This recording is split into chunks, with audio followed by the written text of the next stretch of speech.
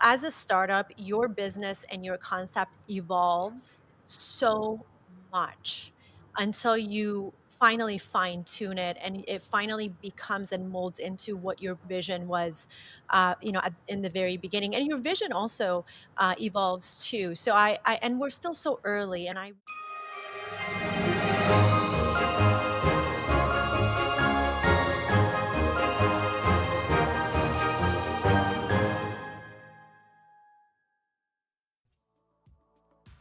What is going on, ladies and gents? Welcome to Collectors Gone Digital. My name is Josh, and on today's episode, we are recapping David's recent interview with MetaMona. But we're recapping the interview into 12 different points. I want to share my thoughts and opinions in terms of what happened and what was said. So I'm not wasting any time. Sit back, relax, and enjoy. Alright, so this interview was structured for the quote-unquote mainstream. So a lot of the stuff in the beginning of the interview is going to be stuff you guys already know about, so I'm not going to cover it.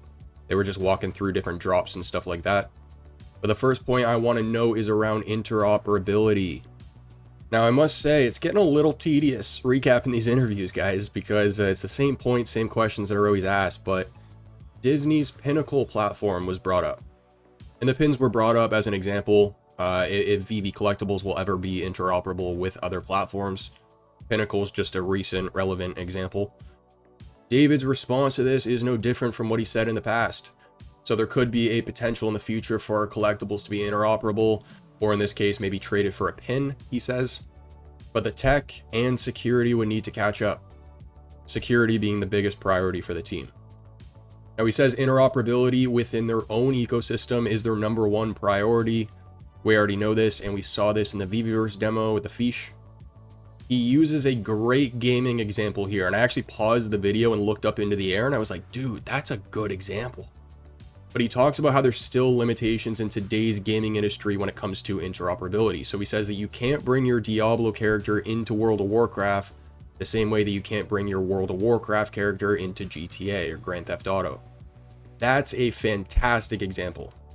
I think some people will get it, some people won't, but I do talk about gaming quite a bit, and for anybody who is familiar with it, the industry is very competitive. So there are a lot of games that are exclusive to specific consoles, right? Games that you can only buy on Xbox, or games that you can only buy on PlayStation. So in terms of even just the consoles themselves, some of these games or entire franchises lack interoperability. However, he does bring up a point about cross-branding. And it is true, we have seen a lot of cross-branding collabs recently. A great example is Fortnite. So Fortnite actually just released a bunch of new platforms in the Microsoft Store for Xbox, one of which is called Rocket Racing. And Lamborghini actually did a collab with Fortnite to release the, get ready for it, Huracan Evo STO. So that's one example right there. He also brings up the point about digital concerts, which we've talked about multiple times in the past. Artists like Travis Scott, Ariana Grande, Justin Bieber.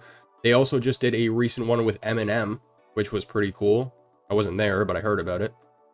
And then lastly, he brings up the point about how licensors are beginning to see the importance of the digital side, which is why fidgetals are so important. So David does see a day where lots more licensors are collaborating in a more unified way. Next up, sticking with the topic of interoperability, is VeVe close to achieving this? Now again, as David has said multiple times in the past, VeVe needs to be very careful with the security side of things. That is their main priority. Look at how the community responded to this flippin' interview. Imagine what happens if you got issues with hacking, right? If you have issues with your transactions and then all the users begin running to VeVe to solve their problems or to blame the company, right? You're only putting more pressure on VeVe, and you're taking away their attention from what they should actually be focused on. So I understand people are frustrated in this regard, but I completely agree with what David says here. Security is a big thing, and we've seen time and time again, people run to VeVe and blame them for XYZ. Now he does say they are looking for ways at how best to implement interoperability, but the important thing to note here is that it's not off the table. In David's exact words, he says we are aiming for that. That is definitely our goal. In the meantime, the short-term focus is utility. So the team understands they need to provide added value to the collectibles that are in their own ecosystem. An example of this is opening their virtual space. Next up, they talk about authenticity around our VeVe collectibles. And MetaMona asked the question, are they going to be authenticated and ownership confirmed on the blockchain? So they already are, right? Everything is minted on the blockchain. You can check the status via immutable scan. And that's the exact purpose of the blockchain. So it's to trace and track ownership of transactions without the need of a central clearing authority. So if the collectible is minted on the blockchain is the way you authenticate those transactions. Now, on top of this, everything on VeVe is also licensed products. So they work closely with the artists, the licensors, and any other talent required to create the products. And because all licensor fees are paid, VeVe has no issue authenticating where the pieces actually came from. So all records have been kept in that department as well. Now, in terms of ownership, MetaMona goes, okay, walk us through ownership. What happens when I go buy the Coca-Cola machine? So Davis says that once you first mint or buy it on drop, you're going to see that the collectible via immutable scan has been created by the company on the blockchain. And then you're also going to see other things like the total number minted and more. Now, when a user clicks buy now on VeVe, that gives a sign to your account that the first trade has actually been made. If the user goes to sell that collectible on the market, the transfer of ownership is also recorded in the sale and updated on the blockchain. So everything is fully traceable.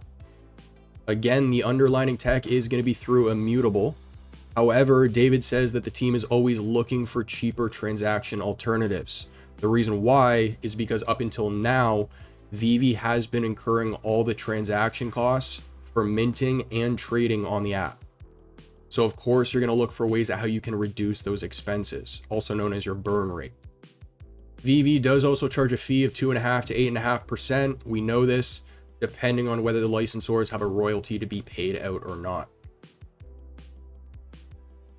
So again, MetaMona was trying to focus on the mainstream audience here. So she asks, how are you going to convert people or the loyal fans from these large companies into VeVe fans? So David's response to this is we need to understand our key customers, right? This was the reason why they sent out that survey a little while back with all those questions on it. They gained a lot of data from that alone. But he also says understanding how to make our collectibles more fun, appealing, and relevant. So utility has always been a big talk in the community, but guys, the signs have always been here that David is well aware of this. He understands that we need more of a use case than just holding it in our wallets or putting it in the vault. We do have the utility case of being able to put it in the vault or use it in AR, but he knows we need more than that as well. He says the VeVe's job is to make the compelling evidence that digital collecting is the same as physical collecting, if not better in my opinion. And their collaboration with Funko was one of the ways to help them achieve this. So if we have a Funko customer who knows nothing about VeVe, who goes and purchases that gold Iron Man, they may open the box, look at that promo code and think nothing of it. But then when they go plug that promo code in, they may then realize that, hang on a sec, I can play around with this digital, keep it in my pocket, move it around whenever I want, and keep the physical safe in my house. I don't need to call up my friends and say, hey, come to this address on this day at this time to come and see my collectible in this room, right? Like, you carry around the digital version in your pocket. So that is just one of the many reasons why the digital side would be appealing.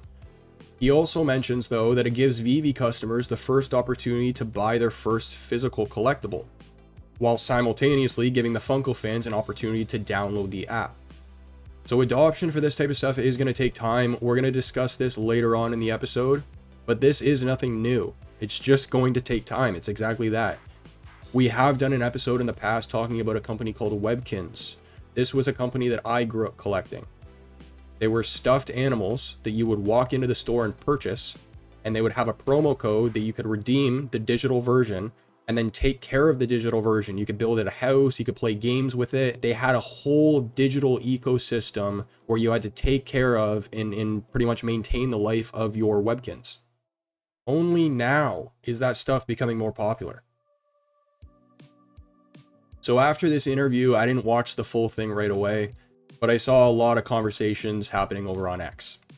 A lot of those comments being made had to do with David's comment around OMI and exchanges. But when I heard this question asked, I actually had to rewind and watch it back a few times to make sure I was understanding it properly. First off, the question was, why are these legacy companies not part of the process? What is it that they're looking for? But what blew me away is that this question was being asked to the CEO of a company that has signed the largest IP on the planet, who have all expressed an interest in getting involved in the space.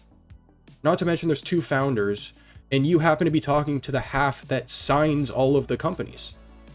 Because the original point that was being made was, you know, I can't help but think that Disney can go full board with this stuff. If they make an announcement about Harry Potter, sign up here for our NFT there. A comment was made about how, 30 million people would flock to sign up. I do not believe that would be the case at all. In fact, I would probably argue that that wouldn't even happen with Pokemon. But if you look at recent games, they released the Harry Potter game a couple years back. That game took years to create. It was a game that millions of fans were looking forward to. It was highly anticipated, and the total amount of users wasn't even close to 30 million. In the last 30 days, there have been an average of roughly 10,700 players playing Harry Potter. I understand we're not talking about NFTs or anything like that, but I'm just trying to support why I don't think 30 million people would just sign up like that. David's exact response, and I quote here, is that these companies, they are. Most of the studios are. I couldn't agree more. Lots of the companies are treating digital collectibles as its own category already. Disney has their hands in multiple NFT projects. They've had multiple patents surface showing their intentions to expand in the space.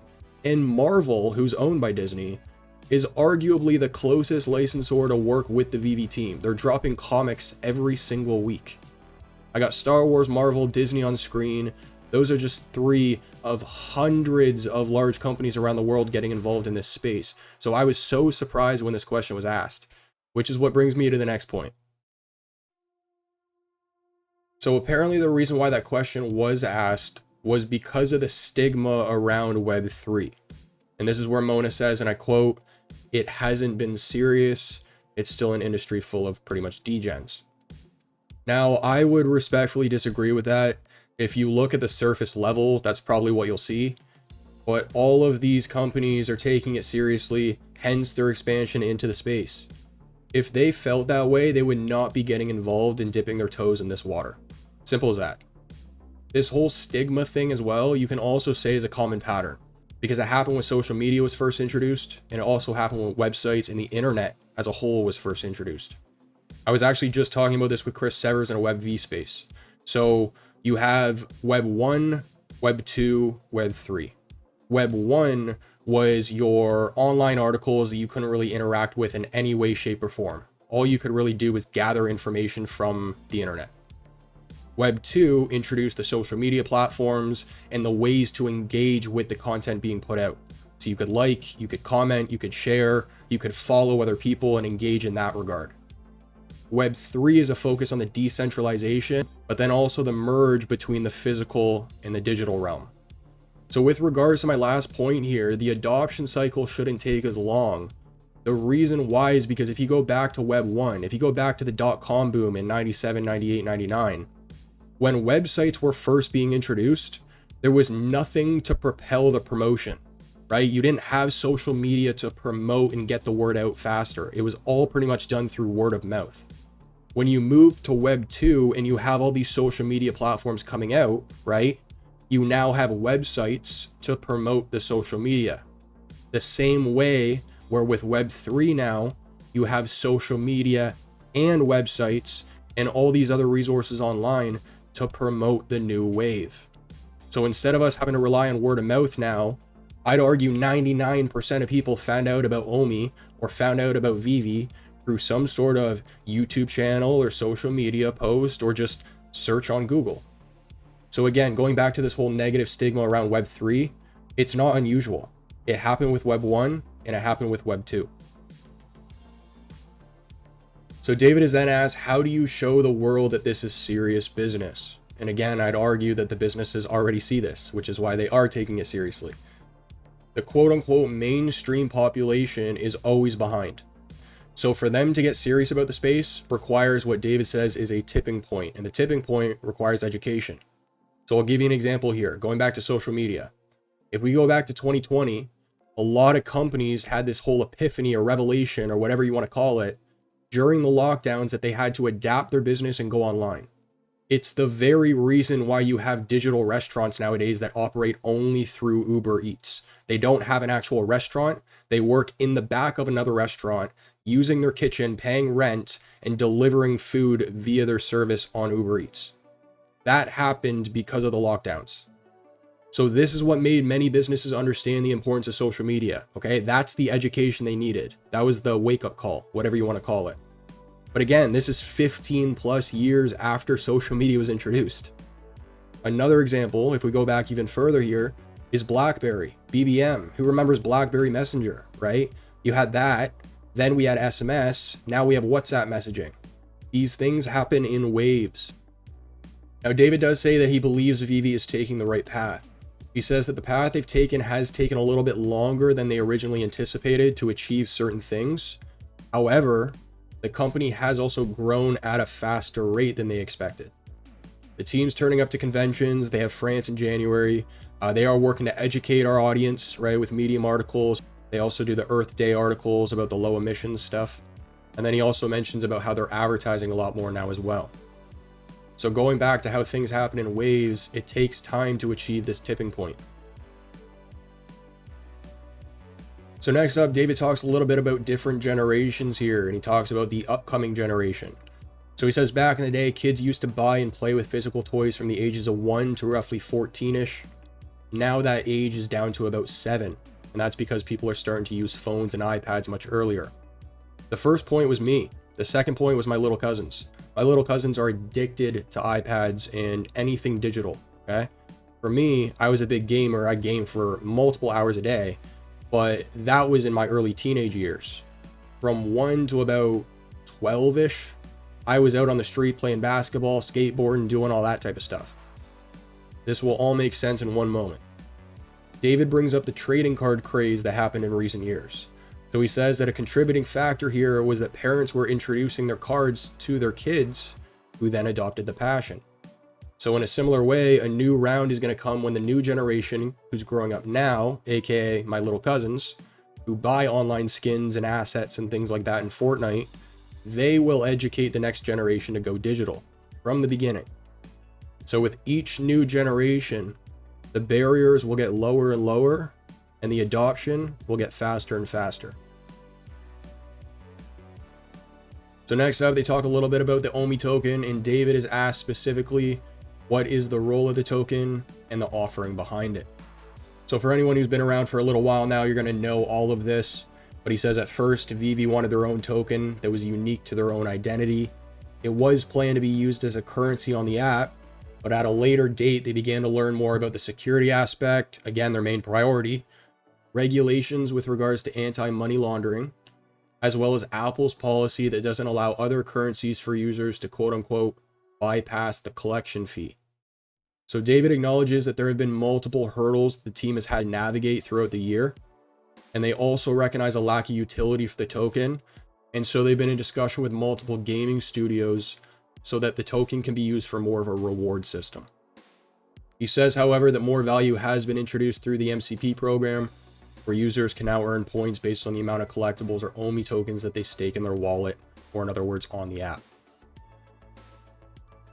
Moving on, they talk a little bit about the macroeconomy here and how governments around the world are announcing the printing of more money. David says this is only going to increase inflation rates even more. He also acknowledges that young customers feel that they may have missed out on the opportunity to buy a house or other things of that nature, and instead invest in collectibles looking to get rich quick. He says that's not going to happen, and just traditionally speaking, it doesn't work that way. He emphasizes the importance of understanding it's a long-term investment. All right, let's get into the meat and potatoes here. Exchanges for OMI. So let me know what you guys think down below, but here are my thoughts and opinions. So Davis says they are constantly in contact with different exchanges. They have submitted a number of applications with exchanges that they believe are top tier international players. Now, I do want to make point that he was asked about this during the Q&A, where questions were being brought up from the community, not by MetaMona. And exchanges for OMI was actually brought up twice. The second time, it was actually a follow-up to the first question, but I believe he took it as somebody else just asking it again. So in terms of the first time it was brought up, them being in contact with different exchanges and submitting a number of different applications was his initial response. The second time it was brought up, he focuses on the Fudders, and I have an opinion about this.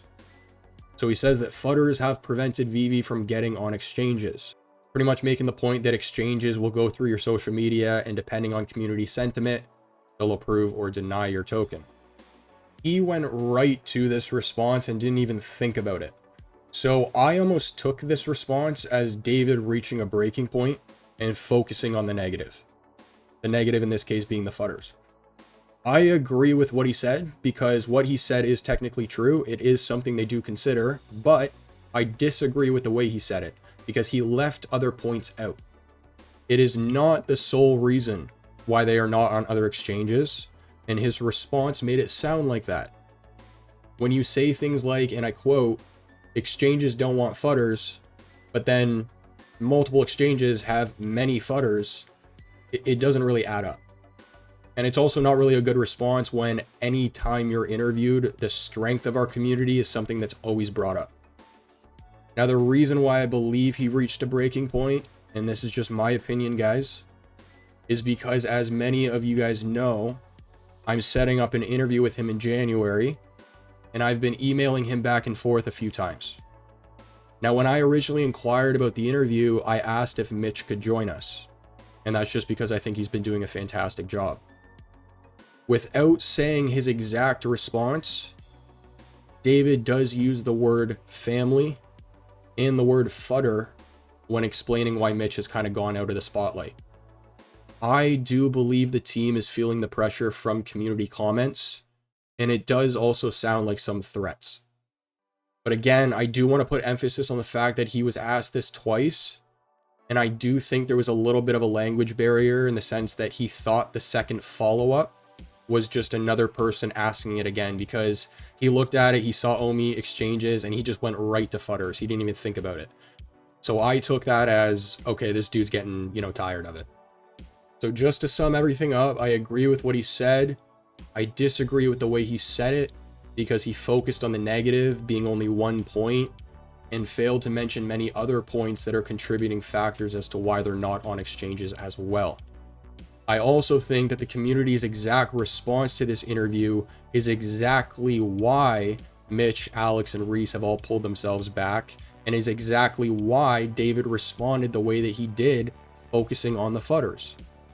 It's like a bunch of children who didn't get their popsicles after they ate all their veggies. Some people really need to calm down. And I'm being straightforward there because people really need to remind themselves that VeVe is a private business. They are giving us way more than they need to. And David sitting down with as many people as he's willing to sit down with is a luxury. So with regards to some comments about how, oh, they aren't doing as many AMAs anymore, this is probably why. Because every single little word that they say gets spun out of control. They can't flinch without being attacked. Anyways, I feel like I probably said a couple points a couple times over now, so I'm going to stop rambling here. But as for people in the community who are so eager to have the token on many more exchanges, I can definitely understand it. Everybody likes seeing the green candles. But I'm very confident in saying that there are more reasons behind just Fudders for why the token hasn't been listed on more exchanges. Ladies and gents, that's going to conclude today's episode. I'm starting to lose my voice, so I hope you enjoyed. Those were 12 points to recap MetaMona's interview with David Yu. Now, I know the OMI Discord just ran an event with Foster talking about the OMI reward program, so I do want to recap that discussion. I haven't heard anything back from the customer support team over at Stacker, so as of right now, I will be recapping that for our next episode, but I promise you guys I am still putting that breakdown together. If you enjoy the content, make sure to like and subscribe, comment down below what you want to see in a future episode, and as for next, I'll catch you then.